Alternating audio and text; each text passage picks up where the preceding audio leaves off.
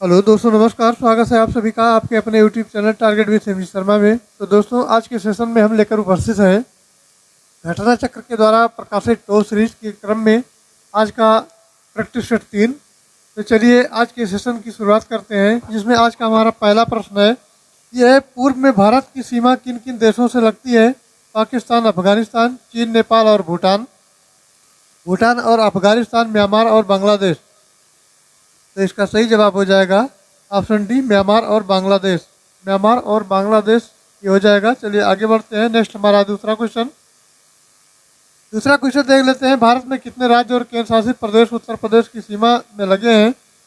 या भारत में कितने राज्य और केंद्र शासित प्रदेश ऐसे हैं जो उत्तर प्रदेश की सीमावर्ती हैं? तो इसमें कुल जो है 8 राज्य हैं और एक केंद्र शासित प्रदेश है। अब 8 राज्य की बात कर लेते हैं। तो कौन कौन से 8 राज्य हैं? वो 8 राज्य जो हैं, पहला हमारा आता है हिमाचल प्रदेश। ये आता है हिमाचल प्रदेश। दूसरा है हरियाणा।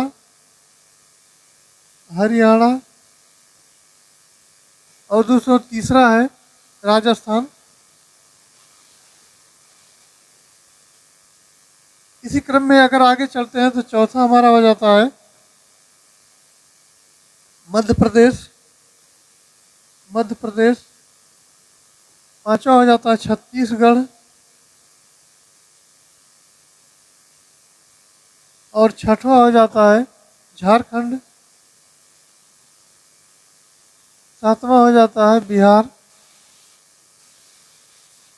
और दोस्तों आठवां हो जाता है, ये हो जाता है यूके यानी उत्तराखंड। और एक केंद्र शासित प्रदेश जो कि दिल्ली है, वो उत्तर प्रदेश की सीमा से लगा हुआ है। चलिए कुल मिला के इसका आंसर हो जाएगा ऑप्शन 9। ऑप्शन सी इसका राइट आंसर होगा। चलिए आगे बढ़ते हैं। नेक्स्ट प्रश्न हमारा तीसरा। निम्नलिखित में से कौन सा केंद्र शासित प्रदेश जम्मू और कश्मीर में लोक नृत्य नहीं है? तो जम्मू और कश्मीर का लोक नृत्य कौन नहीं है? तो ये दोस्तों है ऑप्शन डी, डांगी। डांगी जो है जम्मू कश्मीर का लोक नृत्य नहीं है। चलिए आगे बढ़ते हैं। नेक्स्ट हमारा चौथा नंबर यह है, निम्नलिखित में से किस विषय पर नोबेल पुरस्कार नहीं दिया जाता है? तो दोस्तों गणित के क्षेत्र में नहीं दिया जाता है। चिकित्सा, रसायन और अर्थशास्त्र में दिया जाता है, लेकिन गणित में नोबेल पुरस्कार नहीं दिया जाता है। चलिए आगे बढ़ते हैं। नेक्स्ट हमारा पांचवा क्वेश्चन है, विश्व जल दिवस कब मनाया जाता है? तो दोस्तों मनाया जाता है 22 मार्च को। विश्व जल दिवस 22 मार्च को मनाया जाता है। चलिए इसी क्रम में आगे बढ़ते हैं। तो छठवां नंबर क्वेश्चन है, निम्नलिखित में से कौन सा देश आसियान यानी ASEAN का सदस्य नहीं है? तो वो कौन सा देश है? तो चीन है मित्रों, वो एशियान का सदस्य नहीं है, यानी आसियान का सदस्य चीन नहीं है। चलिए आगे बढ़ते हैं। अगला हमारा है सातवां नंबर। भारत के किस शहर को पूर्व का एथेंस के रूप में जाना जाता है? यानी भारत के किस शहर को पूर्व का एथेंस के रूप में जाना जाता है? तो मित्रों याद रखना, मदुरई को जाना जाता है। मदुरई को जाना जाता है। चलिए नेक्स्ट देखते हैं। तो नेक्स्ट हमारा आठवां नंबर है, लोकसभा बैठक समाप्त की जा सकती है? तो ये दोस्तों उपरोक्त सभी के द्वारा अर्थात स्थगन के द्वारा भी की जा सकती है, सत्रावसान के द्वारा की जा सकती है और विघटन के द्वारा। ये तीनों ऑप्शन इसके सही हो जाएंगे। तो उपरोक्त सभी के द्वारा की जा सकती है। चलिए नेक्स्ट देखते हैं नौवां नंबर।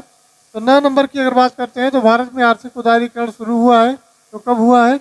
औद्योगिक लाइसेंस नीति में वास्तविक बदलाव के साथ हुआ है, भारतीय रुपयों के परिवर्तनशीलता के साथ हुआ है, या प्रत्यक्ष विदेशी पूंजी निवेश में कार्यविधि औपचारिकताएं दूर करने के साथ में है, या कर दरों के महत्वपूर्ण कटौती के साथ में है? तो मित्रों इसका जो सही जवाब हो जाएगा ऑप्शन ये हो जाएगा, औद्योगिक लाइसेंस नीति में वास्तविक बदलाव के साथ हुआ है। चलिए अगले प्रश्न पर चलते हैं। अगला प्रश्न हमारा आता है दोस्तों, यह है प्रश्न संख्या 10। प्रश्न संख्या 10 की बात कर लेते हैं। तो द्वितीय हरित क्रांति का उद्देश्य निम्नलिखित में से किस कृषि उत्पाद वृद्धि में संबंधित है? तो संबंधित है दोस्तों, वो अंतर्वृष्टि से संबंधित है। किससे संबंधित है? अंतर्वृष्टि से संबंधित है। चलिए अगला देखते हैं। तो अगला प्रश्न है, यह है भारत में इनमें से किस संस्था द्वारा 1 रुपये की करेंसी और नोट निर्गत किए? भारत में किस संस्था द्वारा 1 रुपये की करेंसी और नोट निर्गत किए जाते हैं? सिक्के। तो ये जो है इसका सही जवाब हो जाएगा, वो वित्त मंत्रालय के द्वारा किए जाते हैं। भारत में जो है किस संस्था द्वारा 1 रुपये के करेंसी नोट और सिक्के निर्गत किए जाते हैं? तो दोस्तों वो वित्त मंत्रालय के द्वारा किए जाते हैं। ये याद रखना है। चलिए आगे बढ़ते हैं। नेक्स्ट हमारा 12 नंबर है। 12 की बात कर लेते हैं। तो नीति आयोग के प्रथम उपाध्यक्ष कौन थे? तो नीति आयोग के जो प्रथम उपाध्यक्ष थे वो अरविंद पनगड़िया थे। कौन थे? अरविंद पनगड़िया थे। चलिए आगे बढ़ते हैं। नेक्स्ट हमारा 13 नंबर। 13 नंबर क्वेश्चन की बात कर लेते हैं। तो एक तोप का गोला दागा गया और इस गोले की गति का क्या उदाहरण है? एक उदाहरण हमको देना है। तो एक जो तोप का गोला दागा गया है और इस गोले की गति का एक उदाहरण क्या है? तो वो दोस्तों एक प्रक्षेप गति होता है। जो गोला दागने पर उसका उदाहरण है प्रक्षेप गति। चलिए अगला देखते हैं। तो अगला हमारा 14 नंबर है। ये स्तनधारियों में सबसे छोटी अस्थि होती है तो वो स्टेपीज होती है। क्या होती है? स्टेपीज होती है। नेक्स्ट हमारा 15 नंबर है। 15 नंबर की बात कर लेते हैं दोस्तों। तो निम्नलिखित विटामिनों में उनके सही वैज्ञानिक नामों के साथ मिलान करना है। तो विटामिन ए को जो मिला देते हैं वो विटामिन ई का होता है रेटिनॉल। विटामिन ए की बात करें तो होता है रेटिनॉल। इसी प्रकार विटामिन बी का होता है वो टोकोफेरॉल होता है। और विटामिन सी की बात करते हैं तो विटामिन सी क्या होता है? Ascorbic acid. और डी का होता है ये होता है कोकैल्सिफेरॉल। जो है पॉलीकैल्सिफेरॉल होता है। तो इसका जो हो जाएगा इसी क्रम में ए बी सी और लिख लेते हैं डी। तो ये हो जाएगा ए का हो जाएगा तीसरा यानी सी हो जाएगा। ए का सी के साथ जाएंगे। बी का जो दूसरा हमारा होगा दूसरा हो जाएगा तो वो बी हो जाएगा। और तीसरा जो हो जाएगा दोस्तों वो हो जाएगा ए हो जाएगा। और चौथा हो जाएगा वो डी हो जाएगा। अर्थात C B A D. C B और ए डी कौन सा है? तो ये ऑप्शन ये के साथ जाता है। तो ऑप्शन ये इसका करेक्ट आंसर हो जाएगा। चलिए आगे बढ़ते हैं। नेक्स्ट हमारा 16 नंबर। 16 नंबर की बात कर लेते हैं। तो गन मेटल किस धातु से निर्मित होता है? यानी गन मेटल जो है किस मिश्र धातु से निर्मित है? तो वो दोस्तों है कॉपर टिन और जिंक से। कॉपर टिन और जिंक से है। ये इसका सही आंसर हो जाएगा। चलिए आगे बढ़ते हैं। नेक्स्ट प्रश्न हमारा है 17 नंबर। 17 नंबर की बात कर लेते हैं। तो आतिशबाजी में हरे प्रकाश के उत्पादन के लिए इनमें से क्या जिम्मेदार है? तो क्या जिम्मेदार है दोस्तों? क्या सोडियम जिम्मेदार है? क्या बेरिलियम जिम्मेदार है? या सिलिकॉन जिम्मेदार है? अथवा पोटेशियम जिम्मेदार है? तो इसके लिए जिम्मेदार कौन है? तो दोस्तों आतिशबाजी के हरे प्रकाश के उत्पादन के लिए जिम्मेदार है वो बेरियम जिम्मेदार है। बेरियम सही राइट आंसर होगा। चलिए अगला देखते हैं। तो अगला हमारा प्रश्न है 18 नंबर। अब 18 नंबर की बात कर लेते हैं। तो भारतीय संविधान का अनुच्छेद 24 जो है वो कारखानों अन्य स्थानों पर बच्चों के रोजगार पर निषेध किससे संबंधित है? तो ये इसका मूल अधिकार है कि जो भारतीय संविधान का अनुच्छेद 24 ये कहता है कि किसी भी बच्चे को कारखाने में और काम पर नहीं लगाया जाएगा अगर वो अपनी आयु पूरी नहीं करता है। तो ये उसका मूल अधिकार है। चलिए आगे बढ़ते हैं। नेक्स्ट हमारा है 19 नंबर। 19 नंबर की बात कर लेते हैं। तो भारतीय संविधान का जो अनुच्छेद 43 ये है वो कहता है उद्योगों के प्रबंधन में श्रमिकों की भागीदारी किससे संबंधित है? तो दोस्तों वो संबंधित है राज्य के नीति निर्देशक सिद्धांत से। राज्य के नीति निर्देशक तत्व से वो संबंधित है। सी इसका सही जवाब हो जाएगा। चलिए आगे बढ़ते हैं। नेक्स्ट हमारा 20 नंबर। 20 नंबर की बात कर लेते हैं। तो भारतीय संविधान में कितने अनुच्छेद हैं? तो कुल दोस्तों 395 अनुच्छेद हैं। भारतीय संविधान में कितने अनुच्छेद हैं? तो कुल 395 अनुच्छेद हैं। चलिए आगे बढ़ते हैं। नेक्स्ट हमारा है 21 नंबर। 21 नंबर की बात कर लेते हैं। तो लोक अदालतें किसके अधीन बनाई गई हैं? तो दोस्तों लोक अदालतें जो बनाई गई हैं वो विधिक सेवा प्राधिकरण अधिनियम के तहत बनाई गई हैं। अर्थात बी इसका सही उत्तर हो जाएगा। चलिए आगे बढ़ते हैं। तो अगला हमारा है 22 नंबर। 22 नंबर की बात कर लेते हैं। तो वह विषय जिन पर केंद्र और राज्य सरकारें दोनों कानून बना सकती हैं इसमें उल्लिखित हैं। तो क्या संघ सूची में है या राज्य सूची में है, समवर्ती सूची में है या अवशिष्ट सूची में है?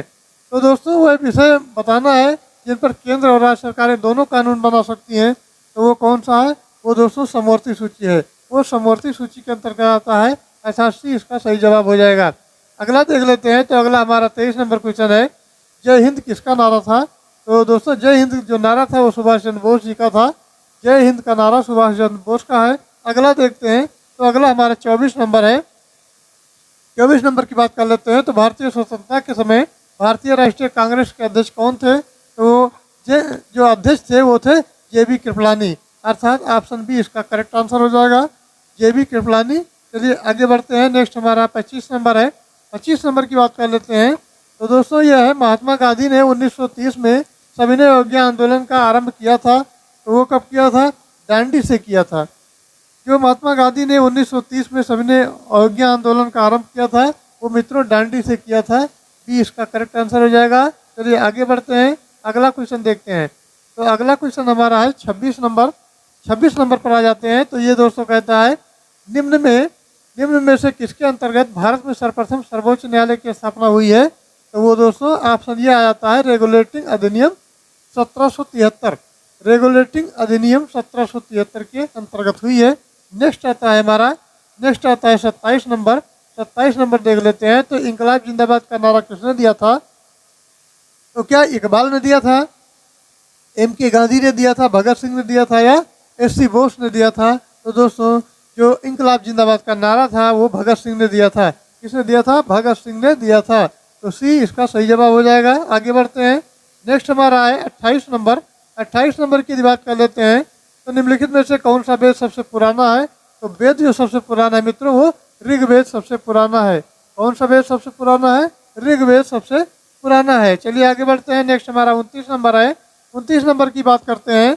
तो ब्रिटिश प्रशासन के दौरान निम्नलिखित में से किस गवर्नर जनरल के द्वारा हड़प नीति अपनाया गया था? तो मित्रों वो ऑप्शन दिया है Lord Cornwallis, Lord Hastings, Lord William Bentinck और लॉर्ड डलहौजी। तो वो जो गवर्नर था मित्रों वो लॉर्ड डलहौजी था। अर्थात लॉर्ड डलहौजी के शासनकाल में जो है हड़प नीति अपनाई गई थी। नेक्स्ट आता है हमारा, ये आता है 30 नंबर क्वेश्चन। 30 नंबर की बात कर लेते हैं। तो भगवान महावीर का जन्म वर्तमान समय में किस राज्य में हुआ था? तो दोस्तों वो बिहार राज्य में हुआ था, जो वर्तमान समय में बिहार राज्य में पड़ता है।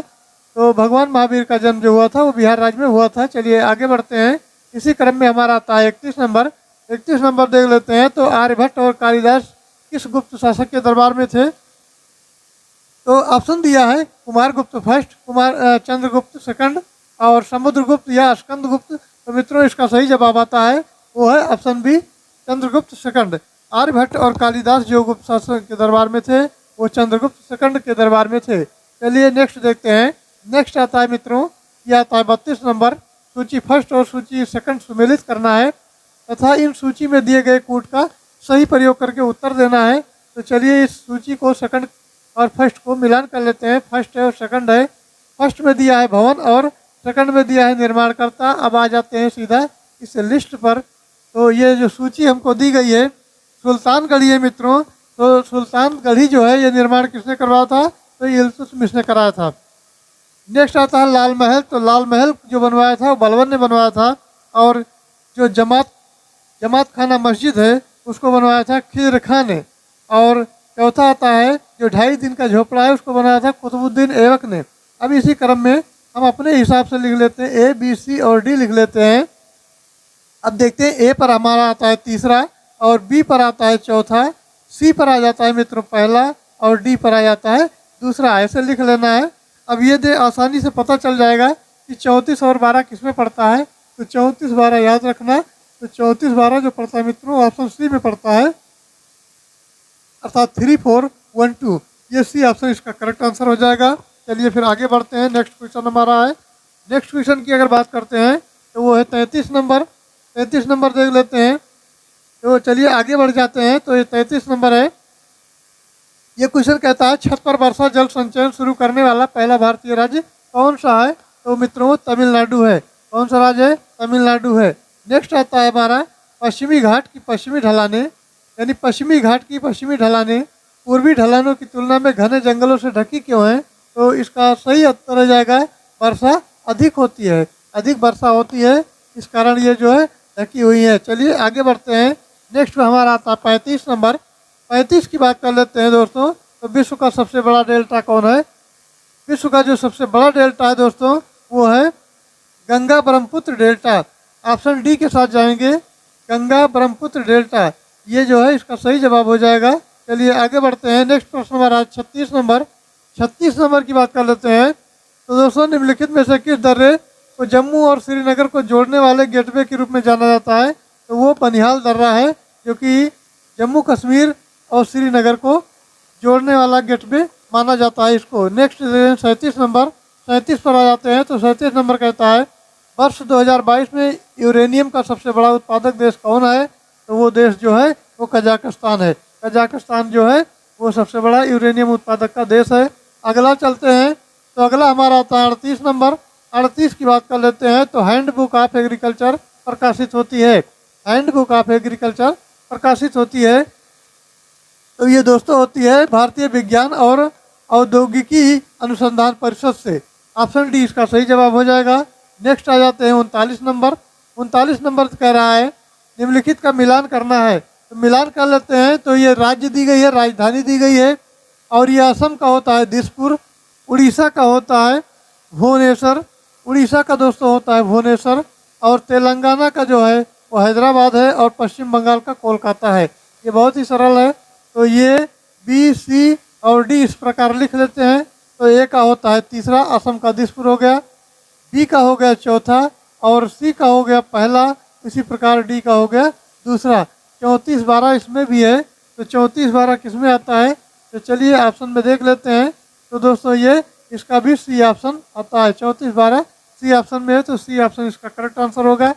चलिए आगे बढ़ते हैं। तो दोस्तों अगला क्वेश्चन हमारा है 40 नंबर। 40 नंबर देख लेते हैं। तो ये देश दिया गया है और राजधानी दी गई है, उसका मिलान करना है। तो देश है, राजधानी है, इसमें कह रहा है कि मिलान कीजिए। तो ये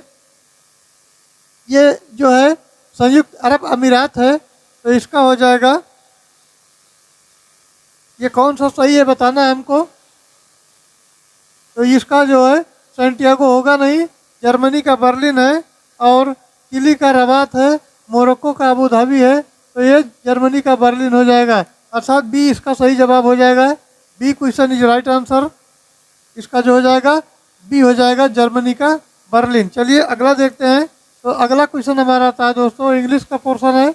इंग्लिश के पोर्शन पर चलते हैं सीधा। तो ये कुछ पैसेज दिए गए हैं, 41-42 दो नंबर दिए गए हैं। तो पैसेज को आपको इस प्रकार पढ़ लेना है ड्यूरिंग दी, इस करके पूरा पैसेज को आपको देख लेना है। उसके बाद में पैसेज के आधार पर उत्तर देने हैं। तो पैसेज के आधार पर हम सीधा डायरेक्ट चलते हैं, क्वेश्चन पर आ जाते हैं। तो 41 नंबर कहता है during which period men and women are roles become more separately defined. तो इसका सही उत्तर हो जाएगा, वो हो जाएगा विक्टोरियन पीरियड। कौन सा पीरियड? ये हो जाएगा विक्टोरियन पीरियड। चलिए अगला देखते हैं। तो अगला क्वेश्चन हमारा है, अर्थात इसका जो सही जवाब होगा वो ए हो जाएगा। अगला क्वेश्चन जो हमारा है वो 42 नंबर है। 42 नंबर कहता है in which century man started commuting to their place of work. तो ये हो जाएगा 9th सेंचुरी। कौन सी सेंचुरी? 9th सेंचुरी, जो कि ऑप्शन में दिया गया है। चलिए अगला देखते हैं। तो अगला क्वेश्चन हमारा आता है, ये है 43 नंबर। 43 में दिया गया है give synonyms for the word. Synonyms देना है इसका, अर्थात इसका जो पर्यायवाची शब्द बताना है। तो चलिए सिनोनिम्स की बात कर लेते हैं। तो इसका हो जाएगा कन्फ्यूजन दिया है। तो कन्फ्यूजन का जो हो जाएगा वो मित्र हो जाएगा, ये हो जाएगा कम्यूटेशन, यानी ये हो जाएगा कमोशन हो जाएगा, कन्फ्यूजन का कमोशन हो जाएगा। चलिए अगला देखते हैं। तो दोस्तों नेक्स्ट क्वेश्चन हमारा जाता है, नेक्स्ट 44 नंबर। 44 में दिया गया है चूज दी करेक्ट एंटोनिम्स, अर्थात इसका विलोम बताना है। तो ये क्रूशियल दिया गया है। तो क्रूशियल का हो जाएगा ट्राइबल, चलिए आगे बढ़ते हैं। नेक्स्ट प्रश्न हमारा आता है 45 number. Give one word substitution, यानी वन वर्ड सब्स्टिट्यूशन दिया गया है अनेक शब्दों के लिए एक शब्द। इसमें है ये ग्रुप ऑफ आइसलैंड, तो वो कहलाता है आर्चीपेलागो, ये होता है ये ग्रुप ऑफ आइसलैंड। चलिए अगला देते हैं 46 नंबर। तो 46 नंबर है अनिल और अनल का युग्म का सही अर्थ है। तो अनिल मीन्स होता है, अनिल का जो होता है वो होता है हवा, अनिल का होता है हवा, और अनल का होता है आग, अर्थात इसका बी ऑप्शन करेक्ट आंसर होगा। ये अनिल और अनल का हो जाएगा हवा और आग। चलिए अगला प्रश्न देखते हैं। तो अगला प्रश्न हमारा दिया गया है 47 नंबर। 47 पर आते हैं, वाक्यांशों का एक शब्द बनाइए। यह है जिसके हृदय में ममता नहीं है। जिसके हृदय में ममता नहीं है वो क्या कहलाता है? तो तो दोस्तों वो कहलाता है निर्मम। जिसके हृदय में ममता नहीं वो क्या कहलाता है? निर्मम। अर्थात इसका ये सही आंसर होगा। चलिए अगला देखते हैं 48 नंबर। तो नेक्स्ट क्वेश्चन हमारा 48 नंबर देख लेते हैं। तो यह निम्नलिखित में से कौन सा अंधकार शब्द का पर्यायवाची शब्द नहीं है? तो अंधकार शब्द का जो पर्यायवाची नहीं है वो क्या है? वो निलय है। निलय नहीं है। ये तिमिर मीन्स होता है अंधकार, और ध्यातन और सम्मिश्र है, तो निलय इसका सही उत्तर हो जाएगा। नेक्स्ट चलते हैं। तो नेक्स्ट क्वेश्चन हमारा है, ये है 49 नंबर देख लेते हैं। तो ये कहता है किस विकल्प में सही विलोम युग्म नहीं है? तो ये है कुमुषित यानी कंटकित, या कीर्त अपकीर्त, घन तरल, या विरह मिलन। तो इसका जो सही उत्तर हो जाएगा दोस्तों हो जाएगा कीर्त अपकीर्त। अर्थात इसमें जो है विलोम युग्म नहीं है, कीर्त अपकीर्त। चलिए अगला देखते हैं 50 नंबर क्वेश्चन। 50 नंबर की बात कर लेते हैं। तो यह है सावन हरे न भादो सूखे। लोकोक्ति का सही अर्थ क्या है? तो उसका सही अर्थ हो जाएगा सदा एक ही दशा में रहना, सदा एक सा बने रहना। तो सावन हरे न भादो जो है सूखे, इस लोकोक्ति का अर्थ है सदा एक ही दशा में होना। चलिए अगला देखते हैं। तो अगला आ जाता है 51 नंबर से मैथ पोर्शन।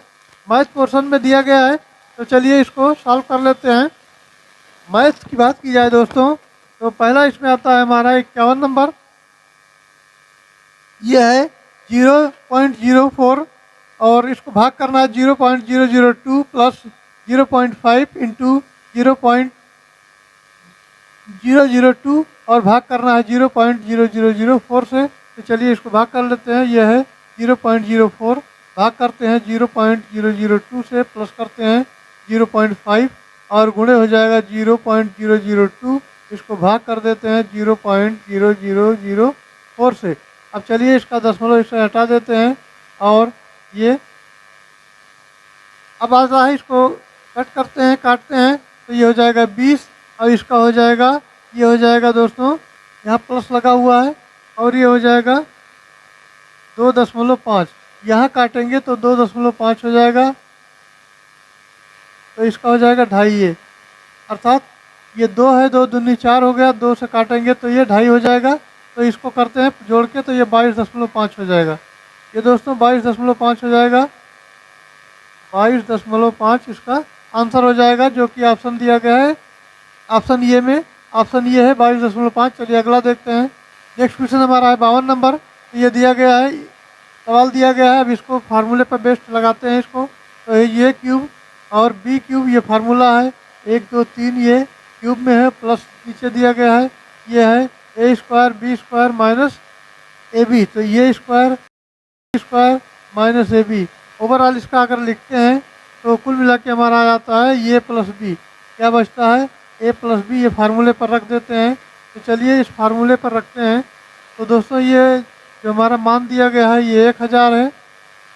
उसके बाद आता है 77.5 प्लस हो जाता है 22.5, और इसको जोड़ देते हैं। तो 1000 को 1000 लिखेंगे, गुणे हो जाएगा, ये दशमलव लगा हुआ है, 5 5 10 हो जाएगा, दशमलव यहाँ हो जाएगा। उसके बाद 7 2 9 1 10 हो जाएगा। उसके बाद 7 2 9 1 10 हो जाएगा। अर्थात इसका जो मान आ जाएगा वो जोड़ने पर 100 आ जाएगा, क्योंकि यहाँ दशमलव लगा हुआ है। और 100 को 1000 से अगर गुणा करते हैं तो ये दोस्तों हो जाएगा 100 लिख देते हैं, 3 जीरो और बढ़ा दिए, तो ये हो गया 1 लाख। 1 लाख इसका आंसर आ जाएगा, जो कि ऑप्शन कहाँ दिया गया है? ऑप्शन बी में दिया गया है। Option B is correct answer. चलिए अगला देखते हैं। तो अगला हमारा दोस्तों है, अगला क्वेश्चन की बात करें तो वो है 53 नंबर। अगला आता है 53 नंबर। ये है अंडर रूट 6 के अंडर रूट दिया गया है। अंडर रूट के अंदर 2 के पावर 6 प्लस 15 का स्क्वायर है का मान ज्ञात करना है। तो चलिए इसको मान को ज्ञात कर लेते हैं। तो ये है अंडर रूट 2 के पावर 6 और प्लस है 15 का, ये स्क्वायर है, बराबर इसको लिखते हैं। तो 2 का पावर 6 अगर लिखेंगे तो ये 64 जाएगा, और 15 का हो जाएगा 225। अब ओवरऑल सबका देखते हैं, जोड़ देते हैं। तो 5 4 9 हो जाएगा, और 6 2 8 हो जाएगा, और ये 289 हो जाएगा। 289 जो कि 17 का स्क्वायर होता है, तो 17 इसका करेक्ट आंसर हो जाएगा। ऑप्शन ये में दिया है, तो ऑप्शन इज राइट आंसर। चलिए अगला देखते हैं 54 नंबर।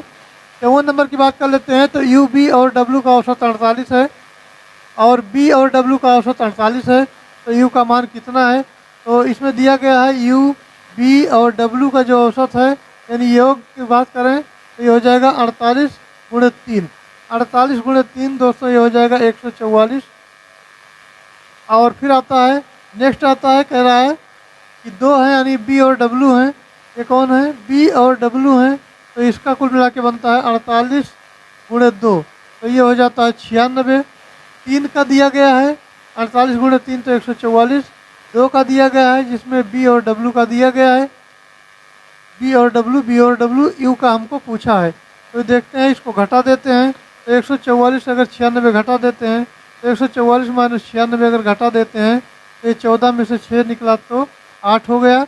उसके बाद यहाँ 13 बचा, 13 में से अगर 9 निकाल देते हैं तो 4 हो गया, 48 बच रहा है कुल। 48 दिया ऑप्शन बी में, 48 जो है ऑप्शन बी में दिया गया है, तो बी इसका करेक्ट आंसर हो जाएगा। ऑप्शन बी इसका सही उत्तर होगा। चलिए आगे बढ़ते हैं। नेक्स्ट हमारा 55 नंबर है। 55 की बात कर लेते हैं।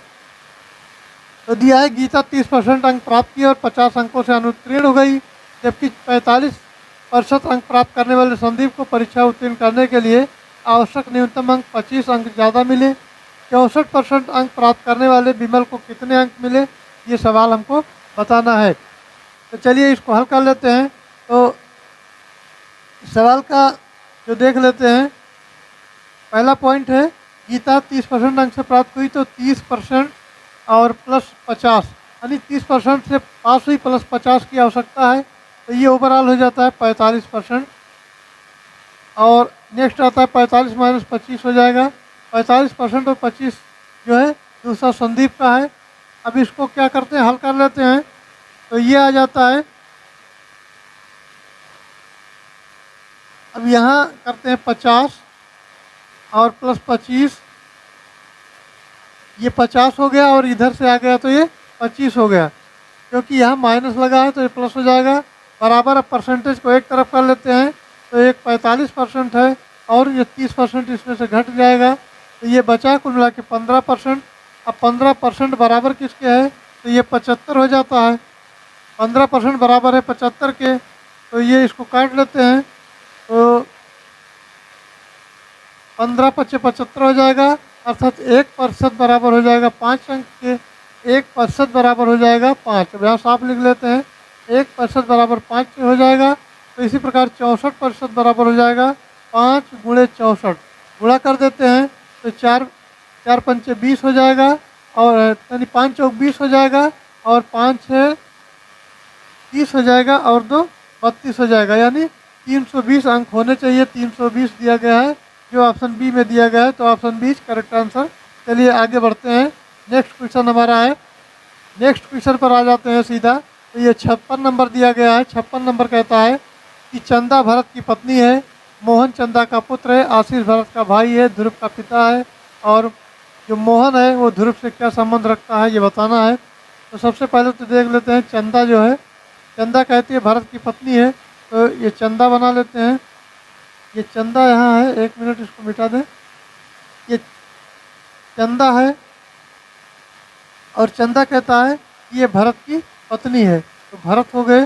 तो चंदा इस तरह बना लेते हैं, भरत को कुछ इस प्रकार बना लेते हैं।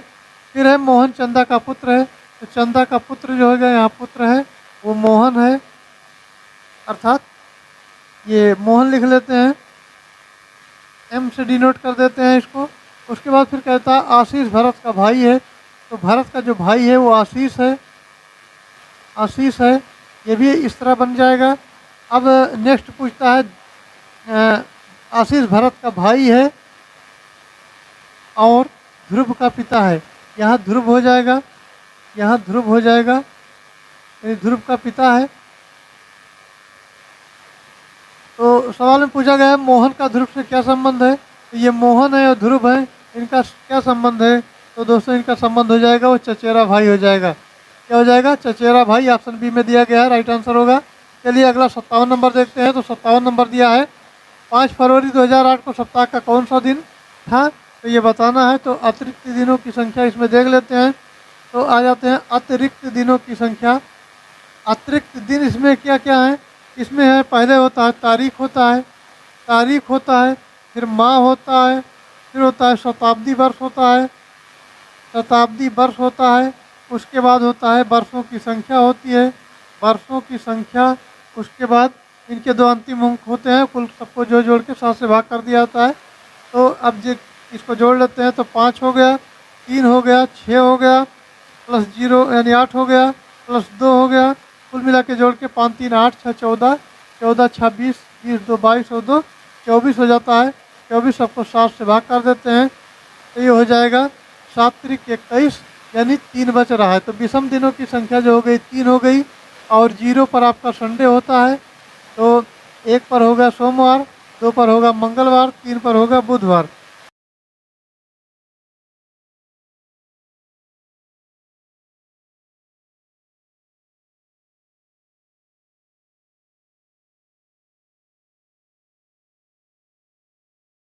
तो इसका जो उत्तर हो जाएगा वो मंगलवार हो जाएगा। मंगलवार इसका सही जवाब होगा, क्योंकि ऑप्शन सी में दिया गया है मंगलवार। ऑप्शन सी इसका मंगलवार हो जाएगा। चलिए अगला देखते हैं। तो अगला क्वेश्चन हमारा है 58 नंबर। 58 नंबर की बात करते हैं दोस्तों। ये कहता है 58 नंबर है, असंगत अलग करना है। 423 है, 171 है, 801 है, 900 है और 701 है। तो जो संख्या दी गई है ये हैं, और ये भाज्य संख्याएं हैं।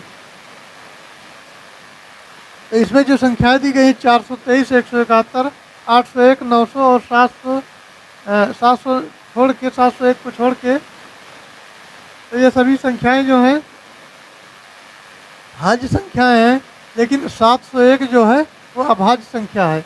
तो 701 इसका जो है डिफरेंट हो जाएगा। 701 ऑप्शन डी में दिया गया है, तो ऑप्शन डी करेक्ट आंसर। चलिए अगला देखते हैं। 59 नंबर की बात कर लेते हैं। तो ये दिया गया है निम्नलिखित में कथन दिए गए हैं और इन कथनों के निष्कर्ष निकाले गए हैं। निष्कर्षों को पढ़ना है और फिर तय करना है कि निष्कर्ष कौन सा निष्कर्ष सही होगा। तो चलिए इसके आधार पर, कथन के आधार पर प्रश्नों को देख लेते हैं। तो ये दिया गया है कुछ सिक्के नोट हैं, तो सिक्का बना देते हैं और नोट बना देते हैं।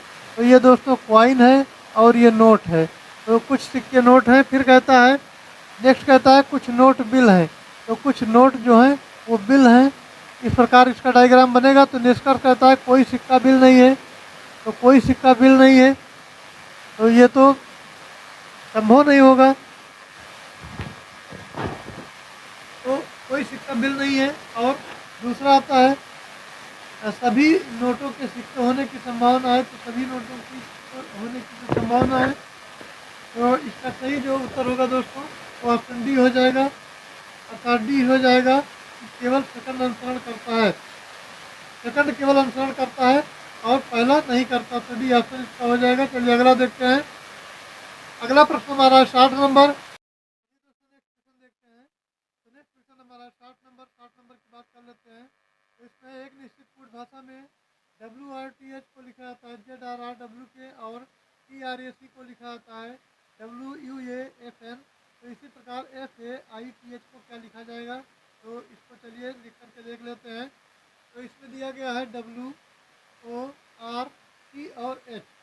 इसमें 3 जोड़ेंगे तो ये Z हो जाएगा, 3 जोड़ेंगे तो R हो जाएगा, इसमें 0 जोड़ेंगे तो R हो जाएगा, इसमें 3 जोड़ते हैं तो ये W हो जाएगा, 3 जोड़ने पर ये हो जाएगा K। इसी प्रकार दूसरा भी दिया गया है। तो ये है TRACK है। तो इसमें जो है 3 जोड़ेंगे तो ये हो जाएगा W, इसमें भी 3 जोड़ेंगे तो U हो जाएगा, इसमें कुछ नहीं जोड़ना ये हो जाएगा, और इसमें 3 जोड़ेंगे तो F हो जाएगा, इसमें 3 जोड़ेंगे तो N हो जाएगा। ये तो रहा दिया गया था अभी तक। अब इसी के आधार पर हमको ये चीज़ें फॉलो करके इसको लिखना है FAITH।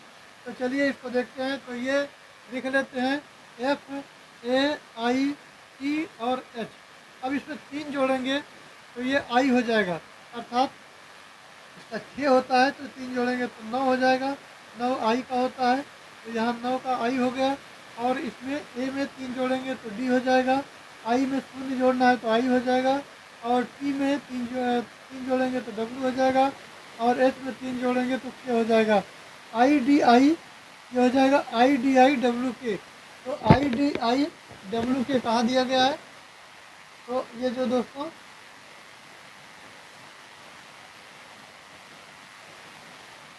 IWC दिया गया है वो ऑप्शन सी में दिया गया है। ऑप्शन सी इसका करेक्ट आंसर हो जाएगा। ऑप्शन सी इसका करेक्ट आंसर हो जाएगा। चलिए आगे बढ़ते हैं। नेक्स्ट प्रश्न हमारा 61 नंबर। 61 नंबर की यदि बात करते हैं तो वैश्विक शांति सूचकांक 2023 में भारत कौन सा स्थान प्राप्त हुआ है। तो मित्रों, भारत को कौन सा स्थान प्राप्त हुआ है ये देखना है। तो ये जो हमारा है ऑप्शन डी 126वां जो है प्राप्त हुआ है। वैश्विक शांति सूचकांक 2023 में भारत को कौन सा स्थान प्राप्त हुआ है। तो 126वां स्थान प्राप्त हुआ है। चलिए आगे बढ़ते हैं। नेक्स्ट प्रश्न हमारा आता है वो 62 नंबर है। 62 की बात कर लेते हैं। तो जुलाई 2023 में प्रधानमंत्री नरेंद्र मोदी ने कहाँ से राष्ट्रीय सिकल सेल एनीमिया उन्मूलन मिशन का शुभारंभ किया है। तो दोस्तों किया है शहडोल से किया है। ऑप्शन सी इसका सही जवाब हो जाएगा, शहडोल। चलिए इसी क्रम में आगे बढ़ते हैं। अगला क्वेश्चन हमारा है 63 नंबर। 63 देख लेते हैं। तो ये दिया गया है 63 नंबर कहता है जून 2023 में जारी आंकड़ों के अनुसार वर्ष 2022 में इलेक्ट्रॉनिक्स वस्तुओं के निर्यात में भारत का कौन सा राज्य शीर्ष निर्यातक राज्य बन गया है। तो दोस्तों तमिलनाडु राज्य बन गया है। चलिए आगे बढ़ते हैं। नेक्स्ट हमारा है 64 नंबर। 64 की बात कर लेते हैं। तो भारत का पहला वैदिक थीम वाला पार्क कहाँ स्थापित किया गया है। तो वो दोस्तों नोएडा में किया गया है। कहाँ किया गया है, नोएडा में किया गया है। नेक्स्ट हमारा 65 नंबर आता है कि अगस्त 2023 में कर्नाटक सरकार द्वारा शुरू की गई गृह ज्योति योजना के तहत प्रत्येक आवासीय घर में प्रतिमाह कितनी यूनिट बिजली मुक्त उपलब्ध कराई जा रही है। तो 100 ऑप्शन दिए गए हैं 150, 200, 250 और 300। तो दोस्तों कितनी बिजली मुक्त कराई जा रही है और 200 यूनिट की कराई जा रही है। 200 यूनिट जो है बिजली मुक्त कराई जा रही है। 66 नंबर देख लेते हैं। तो 66 नंबर हमारा है जून 2023 में विश्व द्वारा जारी दक्षिण एशिया की पहली सड़क सुरक्षा परियोजना किस देश में शुरू की गई है। तो मित्रों शुरू की गई है बांग्लादेश में शुरू की गई है। चलिए अगला आते हैं। तो अगला प्रश्न हमारा है 67 नंबर। 67 की बात कर लेते हैं। तो पहला यूपी इंटरनेशनल ट्रेड शो 2023 में कहाँ आयोजित होगा। तो दोस्तों होगा ग्रेटर नोएडा में होगा। ग्रेटर नोएडा इसका सही उत्तर हो जाएगा। अगला हमारा 68 नंबर। 68 की बात कर लेते हैं। तो विश्व का बड़ा कार्यालय परिसर कहाँ बनाया गया है। तो विश्व का जो सबसे बड़ा कार्यालय परिसर बनाया गया है दोस्तों वो सूरत में बनाया गया है। सूरत में बनाया गया है जो कि गुजरात में पड़ता है। नेक्स्ट आता है हमारा 69 नंबर। जुलाई 2023 में संपन्न 49वीं भारतीय महिला शतरंज चैंपियन 2023 में खिताब किसने जीता है। तो किसने जीता है दोस्तों। तो ये जीता है, ये पद्मिनी रावत ने जीता है। पद्मिनी रावत इसका सही उत्तर हो जाएगा जो कि ऑप्शन सी में दिया है। अगला आता है हमारा 70 नंबर। अगस्त 2023 में भारत को किस देश से मिसाइल स्पाइक NLOS प्राप्त हुई है। अगस्त 2023 में भारत को किस देश से मिसाइल स्पाइक NLOS प्राप्त हुई है। तो इसका सही जवाब हो जाएगा वो इसराइल से प्राप्त हुई है। इसराइल से प्राप्त हुई है। नेक्स्ट आता है दोस्तों हमारा पैराग्राफ जो कि 71 से 75 में दिया गया है। तो आपको ये पैराग्राफ पढ़ लेना है। भाषा में लिंग विषयक चिंतन की परंपरा बहुत पुरानी है। भारतीय परिप्रेक्ष्य में पाणिनि से और ग्रीक अरस्तु से ही चली आती है। इस चिंतन में दो पक्ष उभर कर आते हैं। एक आता है लिंग प्राकृतिक है, दूसरा है सुविधा अनुसार है।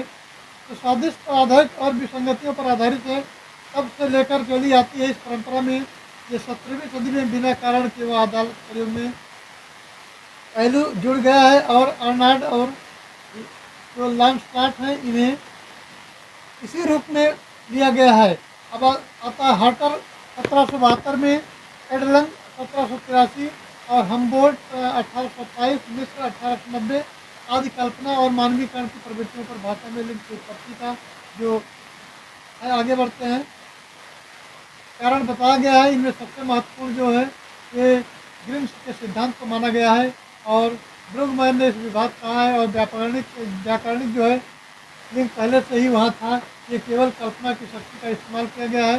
ब्रुगमैन का कहना है कि भारतीय भाषाओं में आ ई प्रत्यय मूल रूप से स्त्रीलिंग में व्यक्त नहीं करते। और ब्रुगमैन के सिद्धांत को रोथ ने अविश्वसनीय का शिखर सम्मेलन करार दिया है। ये बहस चलते चलते जब संरचनावादी ब्लूमफील्ड तक आई तो उन्होंने कहा कि भाषा लिंग प्रयोग में यादृच्छिक होता है और भाषा आलिंग प्रयोग का जो होता है यादृच्छिक होता है और संस्कृत व्याकरण में लिंग निर्धारण के लिए आधार माने गए उनमें सबसे ऊपर रखा गया है। अर्थ को लिंग अर्थ के अनुसार निर्धारित होते हैं। यदि ऐसा है तो समानार्थी या पर्यायवाची उसी लिंग में होने चाहिए थे, क्योंकि वे अर्थ के आधार पर एक समान संबंध रचनाओं में रखे गए हैं, पर ऐसा नहीं है। अब आते हैं सीधा प्रश्न पर। तो ऐसे जो पैराग्राफ को आपको पढ़ लेना है, उसके बाद में इसे के आधार पर प्रश्नों के उत्तर देना है। तो 71 नंबर कहता है, निम्न में कौन कल्पना और मानवीकरण की प्रवृत्तियों को भाषा में लिंग उत्पत्ति का कारण नहीं मानता है? तो इसका जो मिला है वह हमको, वो मिला है दोस्तों, ये मिला है अर्नाल्ड। अर्नाल्ड आपको देखने को मिला है पैराग्राफ में, तो अर्नाल्ड इसका सही जवाब हो जाएगा। नेक्स्ट 72 नंबर, 72 पर आ जाते हैं। तो ये कहता है, भारतीय भाषा में लिंग विशेष कीर्तन की परंपरा किससे प्रारंभ होती है? तो दोस्तों पाणिनि से होती है। चलिए आगे बढ़ते हैं। तो 73 नंबर है, निम्न में कौन सा विद्वान भारतीय भाषाओं के संदर्भ में ये मानता है कि आ ई प्रत्यय मूल रूप से स्त्रीलिंग में व्यक्त नहीं करते हैं? तो वो दोस्तों ऑप्शन ए के साथ जाएगा, ब्रूनो मैन। ऑप्शन ए इसका राइट आंसर हो जाएगा। चलिए 74 नंबर देखते हैं। तो यह निम्न कौन सा भाषा विद्वान निम्न में कौन सा विद्वान भाषा लिंग प्रयोग में या दृष्टि मानता है? तो वो दोस्तों मानते हैं जो, वो कौन है? वो है ब्लूमफील्ड। ब्लूमफील्ड ऐसा मानते हैं। 75 नंबर दिया गया है, संस्कृत के व्याकरण में लिंग निर्धारण का प्रमुख आधार है? तो दोस्तों वो अर्थ का प्रमुख आधार है। अब इसी क्रम में 76 से 80 भी एक पैराग्राफ दिया गया है, जल्दी जल्दी इसको देख लेते हैं। तो वनों की सबसे सामान्य दुर्घटना दावानल यानी बनाग में होती है। कई दावानल प्राकृतिक कारण से आरंभ होता है, जैसे कि आसमानी बिजली चमकने से पेड़ों में आग लग जाती है। हालांकि वर्षा होने से ऐसी आग बुझ जाती है और अधिक नुकसान नहीं होता है। पहाड़ों की ढालों पर आग यदि नीचे से लगती है तो इसका प्रसार तेजी से होता है, क्योंकि ढाल के पास गर्म हवा इसके ऊपर होकर पहुँचा देती है और ज्वाला का विस्तार ऊपर की ओर होने लगता है। और आग यदि ऊपर की ओर लगती है तो इसके नीचे की फैलने की संभावना कम हो जाती है। और हिमालय के पर्वत में सबसे नई श्रृंखला जो पर्वत श्रृंखलाएँ दावानल के ऊपर सबसे अधिक संवेदनशील है। पश्चिमी हिमालय में वनों के पूर्वी हिमालय के वनों की तुलना में बार बार आग लगने की संभावना बनी रहती है। ऐसा इसलिए होता है कि पूर्वी हिमालय जो वन में उच्च वर्षा घनत्व वाले क्षेत्र में स्थित होते हैं। चीड़ पाइन के जो वन होते हैं गहन प्रसार के साथ हिमालय में कई हिस्सों में दावानलों की बारंबारता और तीव्रता बढ़ी है। हिमालय के वन खासतौर पर गढ़वाल हिमालय के वन पिछली कुछ गर्मियों में निरंतर आग जो है पकड़ रहे हैं, जिससे कि उस क्षेत्र में वनस्पतियों को भारी नुकसान होता है। दावानल प्रायः मौसमी होते हैं, ये प्रायः सूखे मौसम से आरंभ होता है और समुचित सावधानियों द्वारा इन्हें रोका जा सकता है। और ये आग जो है केवल तभी फैलती है जब इसके मार्ग में ईंधन सूखी वनस्पति निरंतर आपूर्ति होती रहती है, यानी कि निरंतर जो है सूखी लकड़ियाँ आपके पास होती हैं। इसलिए दावानल को नियंत्रित करने का सबसे अच्छा तरीका है कि इसे फैलने से रोकना है। और जो हमें वनों के छोटे छोटे गड्ढों को सफाई और आरती कर सकते हैं। दावानल रोकने के लिए कुछ अहम सावधानियाँ भी हैं। सबसे पहले आग के स्रोत और ज्वलनशील स्रोत को दावानल ज्वलनशील पदार्थ को अलग करके रखना चाहिए। दूसरा, आग के स्रोत पर नज़र रखनी चाहिए और उससे नियंत्रित भी करना चाहिए। और तीसरा जो होता है, उसको दहनशील और ज्वलनशील पदार्थों को अनावश्यक रूप से ढेर बनाकर भंडारित नहीं करना चाहिए। तो आ जाते हैं सीधा प्रश्न पर। 73 नंबर कहता है कि निम्न में से कौन सा एक उपाय दावानल को रोकने में महत्वपूर्ण है? तो ये जो ऑप्शन दिए गए हैं इसके आधार पर दोस्तों हमारा बी ऑप्शन है, ये है वन के समीप ज्वलनशील पदार्थ अनावश्यक ढेर न बनाएं। चलिए अगला देखते हैं 77 नंबर। तो ये कहता है, भारत में कौन सा क्षेत्र वनाग्नि या दावानल के सबसे अधिक प्रवण है? तो इसका सही जवाब हो जाएगा वो गढ़वाल हिमालय है, क्योंकि अभी पैसेज में दिखाई दिया है। 78 नंबर आ जाते हैं। तो दोस्तों 78 नंबर है, किस प्रकार के वन दावानल में चपेट में आते हैं? तो जो चपेट में आते हैं वो ऐसे बनाते हैं जो पहाड़ों की ढाल पर उगते हैं। नेक्स्ट हमारा 79 नंबर है। 79 नंबर की बात कर लेते हैं। एक मिनट 77 नंबर हो गया था गढ़वाल हिमालय। चलिए अगला देखते हैं। तो 78 नंबर है। 78 नंबर किस प्रकार के वन दावानल की चपेट में आते हैं? तो दोस्तों ऐसे वन हैं जो उच्च वर्षा घनत्व वाले होते हैं, क्षेत्र में नहीं उगते हैं। ये जल्दी में गड़बड़ हो गया। तो ये इसका सही जवाब हो जाएगा, ऐसे वन जो उच्च वर्षा घनत्व वाले क्षेत्र में नहीं उगते। ये हो जाएगा 78 का। अब आते हैं 79 नंबर पे। तो 79 नंबर दिया गया है, आसमानी बिजली की वजह से जंगल में लगने वाली आग लंबे समय तक नहीं जलती है। क्यों नहीं जलती? क्योंकि ये जो है आग वर्षा की तुरंत बुझ जाती है, वर्षा से आग जो है बुझ जाती है। अब आते हैं अगले प्रश्न पर। तो अगला हमारा है 80 नंबर। 80 नंबर देख लेते हैं। तो ये 80 नंबर है, निम्नलिखित में से कौन सा वनों के संरक्षण में एक बड़ी समस्या है? तो सेमेस्टर की बात करें तो वो दावानल है। ये पैसेज के आधार पर दिए गए थे, तो ये थे आज के अस्सी और 81 से लेकर के और 100 तक के जो क्वेश्चन है हमारे BI से दिए गए हैं। PDF आपको भेज दिया जाएगा, टेलीग्राम लिंक पर जुड़ जाइए। तो आई होप जानकारी अच्छी लगी होगी। जानकारी अच्छी लगी हो तो चैनल को लाइक करें, सब्सक्राइब करें और शेयर करें। फिर मिलते हैं अगले वीडियो में। Thanks for watching. जय हिंद।